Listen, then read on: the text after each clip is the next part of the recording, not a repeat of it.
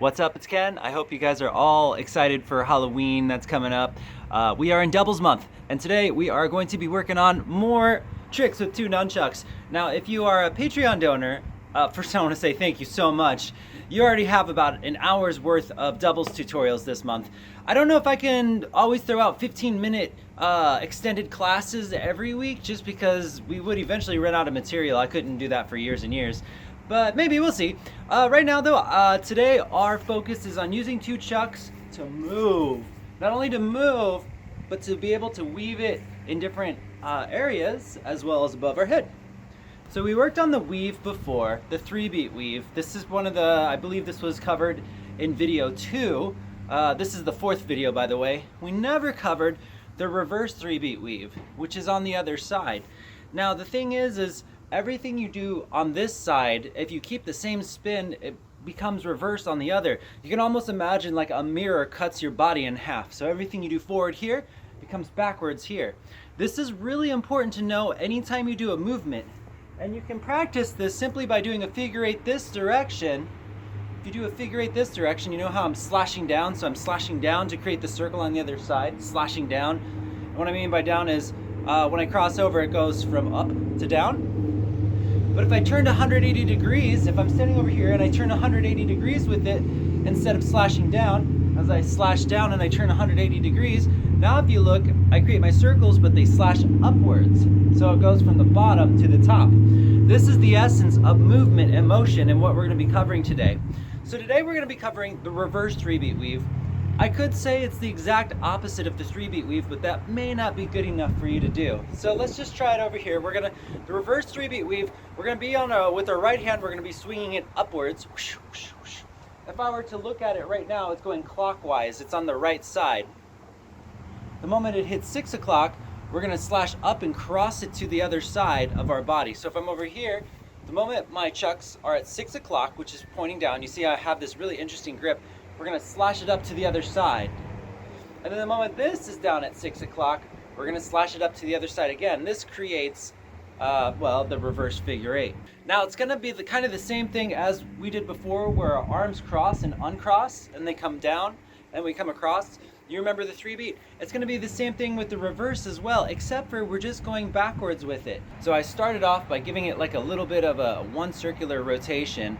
As I start to rotate it, my left hand or my right hand goes over to the top, right? And this initiates the cross to where we get it started. And then this hand slashes over and to the other side. So if I go over here, my left hand initiates, my right hand crosses over, and the moment it crosses over, my left hand is gonna slash over to the other side, and it's gonna be just the same. Now I want you to practice from video 2, the normal 3, because it's gonna open and close, just like that.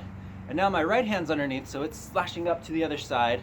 Open and close. Now my left hand, slash over, open and close, open and close. Remember, it doesn't have to be perfect. Eventually we'll be able to really get it locked in. But right now, just see if you can make big motions. Whatever hand's on bottom is the one that slashes up to the other side. And then your hands are gonna open and close. Now my other hand's on the bottom, it slashes up. I'm gonna change directions or change angles so you can see it better. Same thing. This hand slashes up, and then when I say open and close, you see because my arms are open, and then they close again. They end up crossing, which creates the other hand to be on the bottom. And then that slashes over to the other side, and then it's open, close. So kind of in a slow motion, it looked like that. Eventually, you don't need to arm it so much. You don't have to use your arms. You can keep your wrists kind of tight, and you put it all in your thumbs and your pointer fingers. And you'll have the reverse 3-beat this direction. It's really important to be able to do both. And then now after this, we're gonna work on the transitions between them. I also wanna let you guys know I'm gonna have a new camera soon, and I'm really excited about it. I've done so much tweaking on this freaking camera, just trying to get it to not autofocus or blur everything out of the way, or I swear there's like a ghost in this camera and it like only comes out when I try to record these videos. So I'm really excited. I hope you like it. I'll probably have it in about a week or 2. The videos will hopefully get a lot better. Syncing will work, so when my mouth moves, the sound will be like in the same sequence. Anyways, pretty excited about it. Thought I'd share. Here, remember we're gonna uncross and cross. Uncross and cross. We're taking it over to the other side, uncross and cross. Now we're gonna slash down. This hand's gonna follow. and it takes us to the reverse 3 beat. Where do you go when you usually start? I usually start on the beat to my left and then take it to the right. So if I'm over here, I'm gonna kind of stand over here. So right now my back is turned because I'm gonna turn into it. So here, uncross, cross, slash is down. So I'm turning this way. Now we're gonna go into the reverse. So this is gonna go make a beat. This is gonna make a beat to kind of recross my hands to get it ready. And then we're gonna slash upwards like this. I'm gonna do it a couple times here. So here, uncross and cross, uncross and cross, uncross and cross, we're gonna slash down. And as I turn, I'm gonna uncross and cross on this side, but now we're in the reverse 3 beat, and then we're gonna turn and uncross and cross. So see, now we're doing the reverse. And it's gonna be the exact same thing. Every time your hand swings over to the other side, whichever hand it is, even if we're slashing over this way, all we have to do is follow it to the other side. So the example that I'll show you looks like this, just in regular motion. And you can go either direction as long as you follow that pattern of instead of every time your body crosses over, so every time you would go to the other side, so every time I would either go to my right or my left, you skip that portion and you take it all the way to the other side.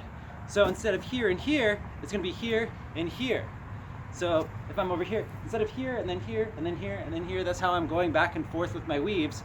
It's going here, skipping this one, whoosh, slashing over to this side over here, and then to here, here, here. So we have this motion here, and we have this motion here. What about when you see people do this motion up here, and then you all of a sudden you have the full fountain? How do you get to the fountain?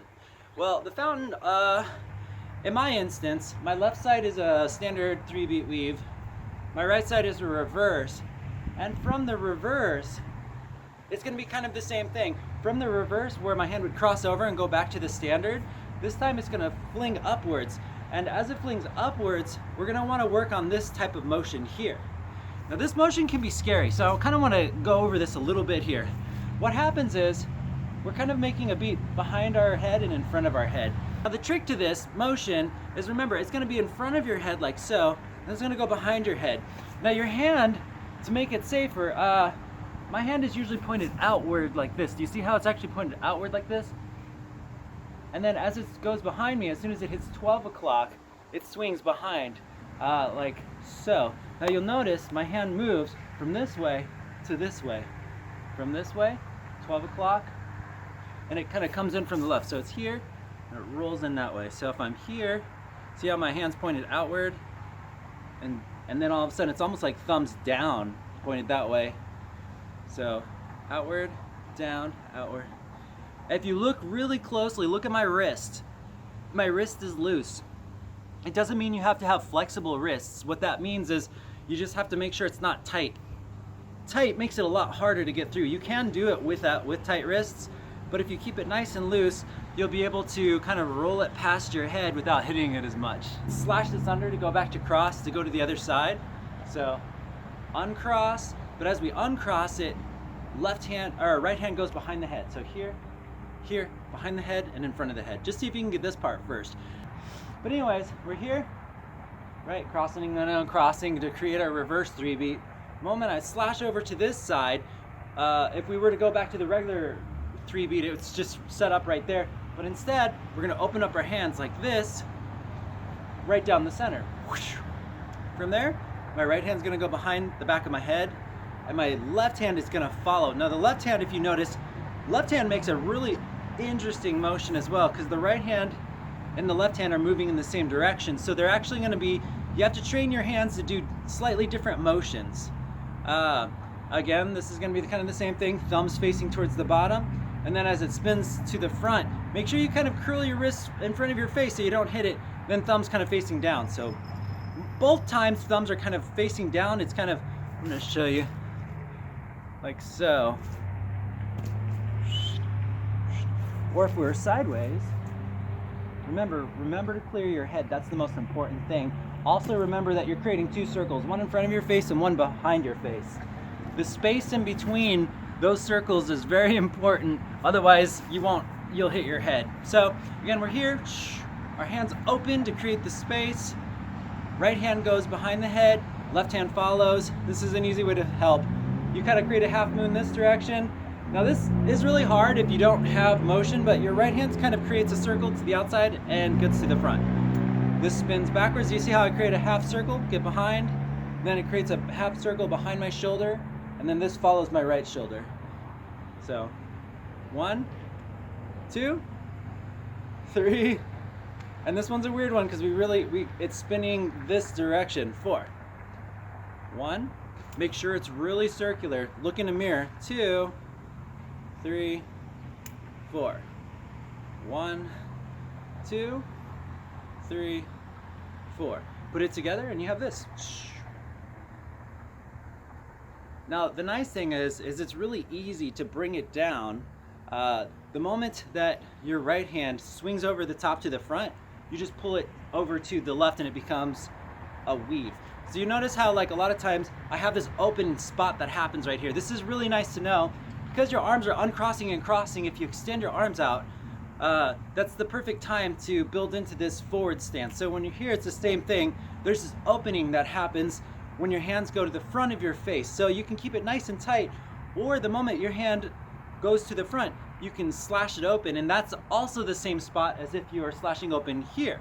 So if we're doing the reverse and we're uncrossing here, it's the same as in where we're moving to the front of our face here. This is the transition point. So here to here, and then all you need to know is the transition over there, which is quite simply the left hand creates a beat to the left hand creates a beat first, the right hand creates a beat over it, and then all of a sudden you're in the beat.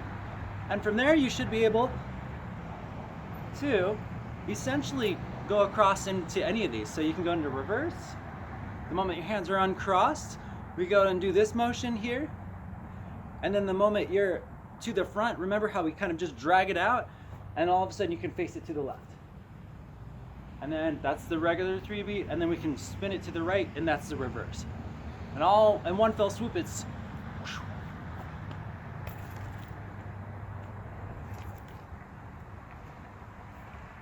now when your hands are here, remember this is crank position. This is also kind of like the open position. So we went over crank before, but what you may not have realized is it happens when your hands uncross itself naturally when you're doing split time. When your hands are open, so say we're doing a reverse 3 beat, and we open up and you do your really cool motions and we're back to here. See if you can get it to crank, and then you're gonna map out parts, okay? First you wanna make sure that they're matching in the center. Remember how your hands kind of bob up and down to make sure that they match. And what you're gonna do is you're gonna get used to having your hands in different points spinning at the same direction. So the first point's gonna be right here. So as you can see, it's just your hands are gonna trade positions here.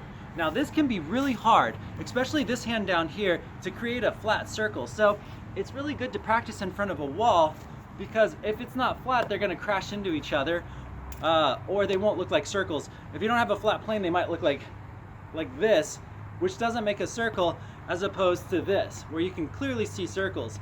It's important to make the circles because as we start spinning it past each other, well, it's what makes it convincing looking. So here,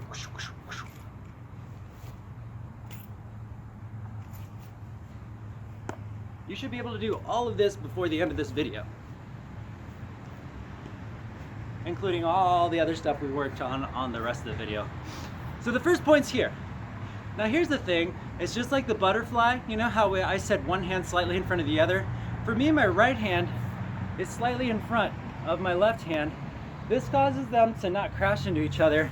And if you look at it really closely, there's not a whole lot of space that my left hand has before it crashes into something. I don't know if you can see it, because there's this pocket where this chuck is spinning here, and the chuck that I'm holding under here is actually falling in this pocket that's right here. It's not in the chuck's way, but it's kind of in this little box between this chuck spinning here, whoosh, my arm, and the chuck sticking out here. So it's almost like a little box that this spins in. So this takes a little while to get practiced on, but work on that. Whoosh. Also make sure that they are meeting in the center, just like how this meets in the center. And if you don't know, it's always one goes up and one goes down. So if we're here, I can still do this motion where one hand is moving up while the other is moving down, although it's a little bit trickier. Once we get this point, you got past the hardest part. the next point is going to be here. And now if you look, they're meeting in the center, but they're meeting at the tops and the bottoms right there. Boom, boom. So we're here. We pull it up to this one. If you can see, it's almost like a cross. I have point, point, point, point, point. I'm just moving it 90 degrees each time. But the best way to do that is just to hold it there for a minute until you get comfortable with it. It might take a day for you, or even a couple days, to get used to each position. The second one's here, and again, they meet over in the front. And then the third position you know very well. As soon as they connect, just pull it. So every time they connect in the center is a good time to go to the next position. This is your standard crank position. Then once they meet, pull it down. Oops. This one's a tough one for me, but and then there's one more that you can do if you want to, which is they kind of cross positions here, which is the reverse of this one. Now this is a lot harder to do with chucks than it is with put, but there's a great reward to it too, because you know we have hand rolls and all kinds of other good stuff that just kind of come naturally at chucks. So here, here, here, here. Now you may wonder, well, how do we get back to the weave? Anytime you're back to this position here, you can go back to your weaves. Remember, this is the genuine spot. So if I'm here, even if I'm crossed over here, just extend it until we're out to here, and then we can turn it into the weave. Or we can extend it and we can turn it into the reverse. Or extend it and we can turn it into above the head. So we can go 1, 2, 3. Or you can even just go 1, 2, and then go into it. 1, 2, over the head. 1, 2, reverse. 1, 2, over the head, and then go 3. 1, 2, 3, here. Now when I go 3, 1, 2, 3, you might wonder, well, how do I get back to the crank position? It's just simple, because you're automatically going there. The moment your hand starts to unwind, you're going to reach this position. The moment it reaches that position is the time you can transition anywhere. So 1, 2, 3, here. 1, 2, 3, here. 1, 2, 3, over the head. And then lastly is the fourth position, 1, 2, 3, 4, back. And it's the same thing. If I go slow motion, 2, 3, 4, I'm opening until I get back to the standard crank position. I'm just not stopping there, but once I get there, that's my transition point where I move it on. So with that said, you should be able to move your weave back and forth, here and here, whoosh, whoosh. Something that's really crazy and cool too is as we're crossing over and uncrossing to the other side, it's kind of the same thing if we just moved our feet and kept our chucks in the same spot. Right now I'm moving the chucks from the left to the right side of my body. But if I was doing my chucks and I stepped towards my chucks, it's the same concept as if I pulled them over. So I step towards my chucks and it becomes a reverse. It's not going to be any different whether I include my footwork or whether I pull it with my hands. The concepts are still going to be the same. It's going to, if I step towards my chuck, if I'm here and I step towards my chuck, my forward becomes a reverse, my reverse becomes a forward, just like if I pulled it across my body. With that, you should be able to explore and come up with all kinds of great possibilities. Your weaves should be awesome. Now you have all different kinds of combinations.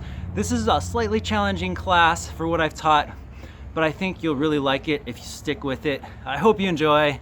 And yeah, thanks for being my patron. It's super awesome. I am gonna work my hardest to make sure that you guys are always happy. So yeah, talk to y'all soon. Take care.